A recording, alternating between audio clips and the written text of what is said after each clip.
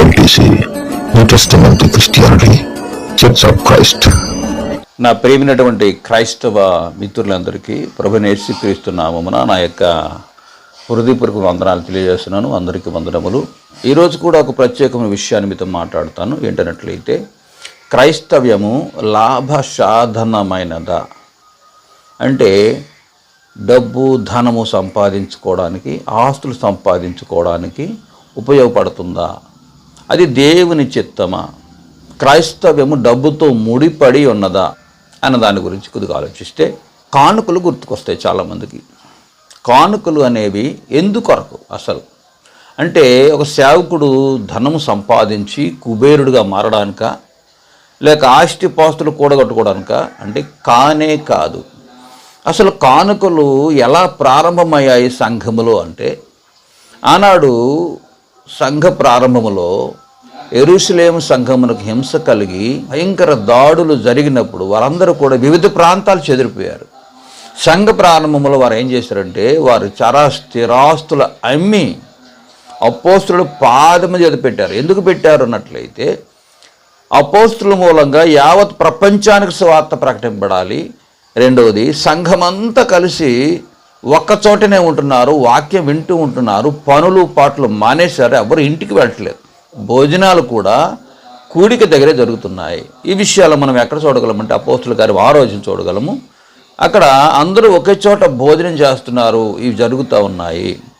అందుగురించే అపోస్తులు అంటారు, మేము దేవుని వాక్యం ప్రకటించడం అని ఆహారము పంచిపెట్టడం యుక్తము కాదు గనుక దాని కొరకు మేము ఒక 7 నియమిస్తామని చెప్పారు, నియమించారు. అంటే సంఘములో కూడుకుని ఎక్కడికి వెళ్ళట్లేదు. వారి ఆస్తులు పాస్తులు భూములు ఇల్లు అమ్మేసి ఇచ్చేసేసి ఒక చోట కూడుకుని ఉండిపోతున్నారు. జరుగుతుంది. మరి ఆస్తులు భూములు అమ్మేస్తే, భూములు ఇల్లు అమ్మేస్తే నిరాశ్రయులు అయిపోరా? ఇది జరిగిన పని. ఈలోపు ఇవంతా అమ్మేసేసి ఒక చోట పెట్టి వారు ప్రతిదినము కూడా ప్రభు రాకడొచ్చేస్తుంది, భూములతో పనేంటి, ఆస్తులతో పనేంటి, డబ్బుతో పనేంటి, ప్రభు వస్తే అందరూ పరలోకానికి వెళ్ళిపోతాము అనే ఉద్దేశంతో బహుశా వాళ్ళు దేవుని కొరకు మొత్తం అర్పించారు. ఈ తరుణములో సంఘానికి భయంకర హింస కలిగింది. అందులో పౌలు గారు సౌలు అని పిలబడుతున్న అతని పాత్ర కూడా ఉండేది.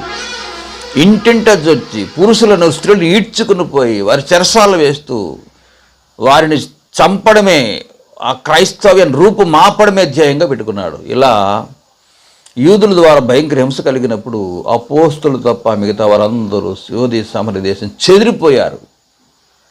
ఈ రీతిగా సంఘం ఏమైందంటే బీద సంఘం అయిపోయి తినడానికి తిండి లేనటువంటి స్థితిలోకి వెళ్ళిపోయారు.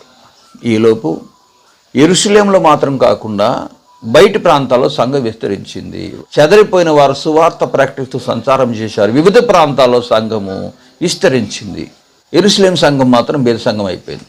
కాబట్టి యెరూషలేము సంఘం ద్వారా రక్షణ పొందినటువంటి మిగతా ప్రాంతాల సంఘాలకి యెరూషలేము సంఘం మీద బాధ్యత ఉన్నది. వారిని పోషించే బాధ్యత, వారి బీదలుగా ఉన్న వారిని ఆదుకునే బాధ్యత ఉన్నది.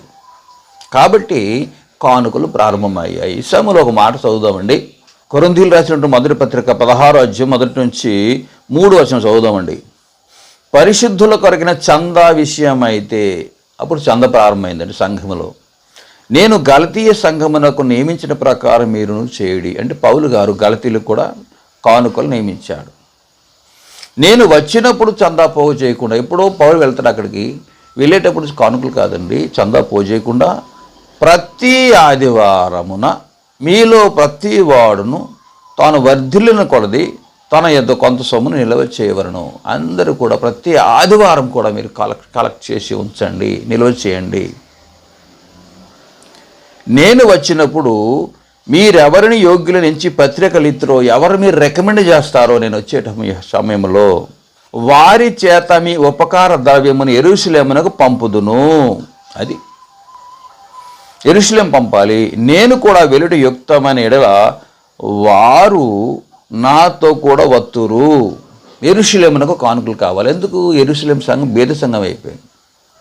ఇది కానుకలు పర్పస్ ఏంటంటే బీదలైన వారు జ్ఞాపకం చేసుకోవడానికి, బీదలైన వారు ఆదుకోవడానికి కానుకలు తప్ప ధనము గడించి బంగ్లాలు, కార్లు, డూప్లెక్స్ బిల్డింగ్లు కట్టడానికి మాత్రం కాదు.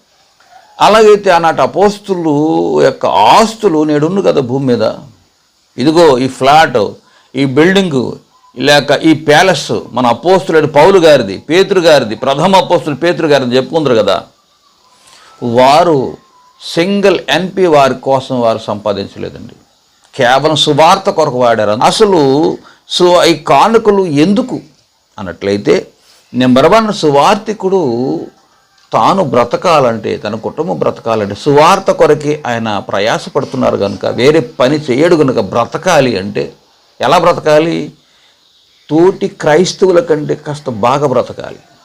ఆయన చేతులు డబ్బులు మెసలాలి. ఎందుకు? వివిధ ప్రాంతాలు సువార్తకి వెళ్ళడానికి ఛార్జీలకి ఖర్చులకు ఆయనకు ఉండాలి కదా. కాబట్టి సంఘస్థులకు ఒక బాధ్యత ఉంది, సువార్తికుని పోషించే బాధ్యత. ఎవరి ద్వారా రక్షణ పొందారు? పౌలు అంటాడు, మీ కొరకు ఆత్మ సంబంధమైన మేము విత్తి ఉండగా శరీర సంబంధ ఫలములు కోసుకున్న గొప్ప కార్యమా, మీరు రుణస్థులని చెప్తారు. ఈ రీతిగా నిత్యమైన జీవము, అమరత్వం కలిగే రక్షణ పొందినటువంటి వారికి, నశించిపోయి నరకానికి వెళ్లకుండా ఎవరైతే ఈ మార్గం చూపించారో ఆ సేవకుల్ని పోషించే బాధ్యత వీరు కలిగి ఉన్నారు. మాకంటే మా సేవకుడు బాగా బ్రతకాలి, మంచి బట్టలు కొట్టుకోవాలి, మంచి ఆహారం తినాలి, ఆరోగ్యంగా ఉండాలి, అలాగైతేనే మాల అనేకులు రక్షణ పొందుతారనే బాధ్యత సంఘస్థులు కలిగి ఉంటారు. కనుకనే నెంబర్ 1, సువార్తికులు బ్రతకాలి కనుక కానుకలు కావాలి. రెండవది ఏంటంటే, బీదలను జ్ఞాపకం చేసుకోవాలి. సంఘంలో ఎవరైతే బీదలు ఉన్నారో వారు జ్ఞాపకం చేసుకోవడానికి కానుకలు ఉండాలి. దాని కొరకు బీదలకి సహాయం చేయాలి, వారిని ఆదుకోవాలి. అది గొప్ప సత్క్రియ. ఈ విషయాన్ని మీరు మర్చిపోకండి. నెక్స్ట్ 3వది ఏంటంటే, సువార్త విస్తరించాలంటే మరి ఖర్చులు ఉండాలి కదండి, ఖర్చులు కావాలి కదండి. కాబట్టి ఈ 3 పర్పస్లు మాత్రమే, కానీ ఇంకో విధంగా కాదు. కానీ నేడు ఇది ఎలా మారిపోయిందంటే, 1 తిమోతి 6వ అధ్యాయంలో చెప్పిన మాట బట్టి ఆలోచిద్దామండి. 1 తిమోతి 6వ అధ్యాయము 3 నుంచి చదువుదామండి. ఎవడైనను మన ప్రభుని యేసుక్రీస్తు యొక్క హితవాక్యమును, అంటే ఒరిజినల్గా ఏం చెప్పాడు ప్రభు, అది హితవాక్యమును, దైవభక్తికి అనుగుణ్యమైన బోధను బోధింపక భిన్నమైన బోధను ఉపదేశించిన, అంటే లాభప్రాప్తి బోధ బోధించే సేవకులు ఉన్నారు కనుకనే అంటున్నాడు. ఇది భిన్నమైన బోధను ఉపదేశించిన వాడేమీ ఎరుగక తర్కములను గూర్చి వాగ్వాదములు గూర్చి వ్యర్థముగా ప్రయాసపడ గర్వాంధుడగును. గర్వాంధుడైపోతాడు. ఎందుకంటే నేను పెద్ద సేవకుడు, నేను బోధించదని మీరు అడ్డం చెప్తున్నారు అని ఉన్న విషయం మాట్లాడితే ఆయన గర్వించి తిరిగి వాళ్ళు తిడతానే ఉంటాడు. దశంభాగాలు కావాలని మీరు ఇస్తే దీవించబడతారు, విస్తరిస్తారు, పలానా వారు ఎంత ఇచ్చారు కనుక వారికి ఆశీర్వాదం వచ్చింది, పలానా వారు ఎంత కానుకలు ఇచ్చారు కనుక వారికి ఉద్యోగం వచ్చింది, మీరు కూడా ఇవ్వండి మీకు మేలు జరుగుతుంది అనేటటువంటి భిన్నమైన బోధ ఉపదేశించడలా వాడేమీ ఎరుగక తర్కములను గూర్చి వాగ్వాదములను గూర్చి వ్యర్థముగా ప్రయాసపడుతూ గర్వాంధుడగును, గర్విష్ఠైపోతాడు అటువంటి వాడు. వీటి మూలముగా అసూయ, కలహము, దూషణలు, దురనుమానములను కలుగుతాయి. అంతేకాకుండా చెడిపోయిన మనస్సు కలిగి, 5వ వచనం అండి, 6:5 1 తిమోతి, చెడిపోయిన మనస్సు కలిగి సత్యహీనులై దైవభక్తి లాభ సాధనమనుకుని మనుషుల వ్యర్థ వివాదము కలుగుచున్నది. మనుషులు దైవభక్తి లాభం అనుకుంటున్నారంట, ఇది కలుగుతుంది. వ్యర్థమైన వివాదం అది. దైవభక్తి లాభ సాధనమని వ్యర్థ వివాదము, ఆ వివాదము కలుగుతుంది. లోకములు అనేకులు దశంభాగాలు మీకు బాగా వస్తాయి, మీరు ఎంత సంపాదించారు, నన్ను కూడా ఫోన్ చేసి అడుగుతున్నాడు అన్నమాట. ఎలా కనబడుతున్నాను నేను అన్నాను. రండి వాడు చూడండి మా జీవితం అంటాను అన్నాను నేను. వాడు రాడు కానీ దూషిస్తూనే ఉంటాడు. కాబట్టి ప్రియని వాళ్ళరా, దైవభక్తి లాభసాధనం అనేటటువంటి వ్యర్థ వివాదం. అది ఒక లాభమే కానీ ఆత్మీయ లాభం, భౌతిక లాభం కాదు. దైవభక్తి భౌతికముగా లాభసాధనం అనే వ్యర్థమని వివాదము కలుగుతున్నది. నన్ను అంటారు కొంతమంది, ఫలానా పాస్టర్ గారు ఎంత డెవలప్ అయ్యారు, మీరేంటి డెవలప్ అవ్వట్లేదు, ఎన్నాళ్ళు సేవ చేస్తారు, డెవలప్మెంట్ లేదంటున్నారు. డెవలప్మెంట్ ఏంటి అంటే డబ్బులు, బిల్డింగ్లు, కార్లు కనబడాలి వాళ్ళకి. అదేనా అపోస్తులైనటువంటి ప్రభు శిష్యులు చూపించిన మాదిరి కాదు కదా. ధనార్జన కొరకు కాదు, దానికి వేరే పర్పస్ ఉంది చెప్పాను నేను. నెంబర్ 1 సేవకుడు బ్రతకాలి, నెంబర్ 2 బేదలు జ్ఞాపం చేసి, నెంబర్ 3 సువార్త వ్యాప్తి చెందాలి. అదే ప్రాముఖ్యమైన సంగతి, కానీ ధనార్జన కొరకు కాదు. చూడండి, ఇంకా చూసినట్లయితే సంతుష్టి సహితమైన భక్తి గొప్ప లాభ సాధనం. అక్కడ లాభ సాధనం కాదంటే లాభ సాధనం అంటున్నాడు. అక్కడ పైన లాభ సాధనం కాదన్నాడు, అది వ్యర్థ వివాదం అన్నాడు. ఎక్కడేమన్నాడు? సంతుష్టి సహితమైన దైవభక్తి గొప్ప లాభ సాధనమైనది. ఏంటి లాభమట? 7వ వచనములో, మనమీ లోకమునకు ఏమీ తేలేదు, దీనుడు ఏమీ తీసుకుని పోలేము, కాగా అన్న వస్త్రములు గలవారమై ఉండి వాటితో తృప్తి పొంది ఉందము. అది చెప్పేది. ఈ లోకంలోకి ఏమీ తేలేదు, ఏం తీసుకుని పోలేము, అన్న వస్త్రములు మనకు చాలు, వాటితో తృప్తి కలిగి ఉందము అని చెప్తున్నాడు. బైబిల్ చెప్పేది ఇది. దాని నేడేమైపోయిందంటే దైవభక్తి లాభసాధనమని, అయితే క్రైస్తవం అంటే దోచుకోవడమే అని చాలామంది అబద్ధ బోధకులు, తప్పుడు బోధలు బోధించేవారు చేసినటువంటి ఆ దుష్టమైన క్రియల వల్ల వాక్యను వక్రంగా తిప్పి లాభ సాధనము సంపాదించుకుంటున్నందుక క్రైస్తవ్యానికి వారి మూలంగా మచ్చ వచ్చింది. ఇది మీరు తెలుసుకోవాలి.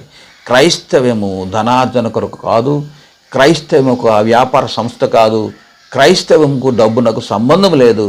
అది కేవలము సేవకుడు భూమి మీద అన్న వస్త్రములు కలిగి కాస్త చక్కగా బ్రతకడానికి, ఫ్రీగా ఆయన అనేక ప్రాంతాలు తిరిగి సువార్త చేయడానికి ఉపయోగపడే విధంగా, నెక్స్ట్ బేదలైన వారికి జ్ఞాపకం చేసుకుని సహాయం చేయడం తప్ప ఇంకో రకం కాదు. కనుక క్రైస్తవానికి ధనమునకు, డబ్బుకు, ఆస్తులకు సంబంధం లేదు. ఒకవేళ అదే కరెక్ట్ అనుకున్నవారు తప్పుడు బోధకులు, అబద్ధ బోధకులు, దేవుని వాక్యానికి విరుద్ధంగా, దేవుని విరుద్ధంగా పారిపోయిన వారు, వారికి రక్షణ లేదు. ఈ విషయాన్ని మీకు గమనించాలని కోరుతున్నాను. అందరికీ వందనములు. దేవుడు మిమ్మును దీవించుగాక. ఆమేన్. ఇంతవరకు మీరు ఈ ఛానల్ని సబ్స్క్రైబ్ చేయకపోయినట్లయితే వెంటనే సబ్స్క్రైబ్ చేయండి, లైక్ చేయండి, షేర్ చేయండి, కామెంట్ చేయండి. యూట్యూబ్ పరిచయాలు పొందండి, దేవుని దీవెన పొందండి.